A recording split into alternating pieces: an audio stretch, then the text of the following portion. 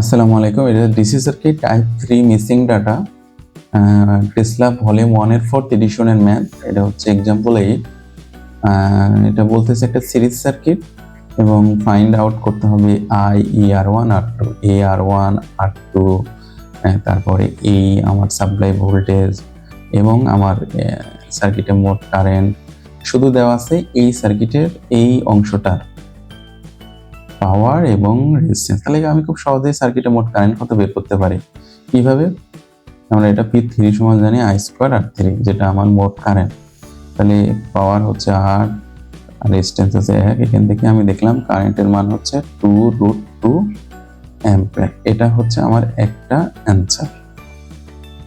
ওকে, এবার আমি কি করতে পারি? এবার আমি হচ্ছে এই জায়গায় আরেকটা পাওয়ার দেওয়া আছে R1 এর। তাহলে আমি এই কারেন্টও জানি, পাওয়ারও জানি, তাহলে আমি ঠিক রেজিস্ট্যান্স বের করতে পারবো। P সমান I square R। Power 16 watt, resistance হচ্ছে আমার বের হবে, আর কারেন্ট হচ্ছে I স্কয়ারের মান আমরা জানি 8। এই যে I স্কয়ার সমান 8। তাহলে এখানে R1 পাইলাম 2 ওহম। এটা হলো আমার আরেকটা অ্যান্সার।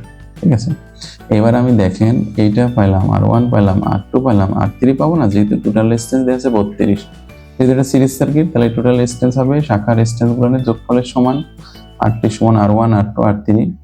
মোট রেজিস্ট্যান্স 32 আর শাখা রেজিস্ট্যান্স গুলো 2 যোগ R2 যোগ এই 1। তাহলে এখান থেকে আমি ক্যালকুলেশন করলে R2 পাইলাম 29 ওহম।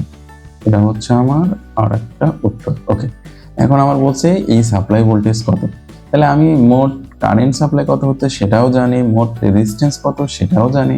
তাহলে আমি মোট ভোল্টেজ পাবো না, আইটি গুণ আরটি। তাহলে আমি টোটাল কারেন্ট এবং টোটাল রেজিস্ট্যান্স গুণ করলে আমরা পাই 90.509 ভোল্টেজ।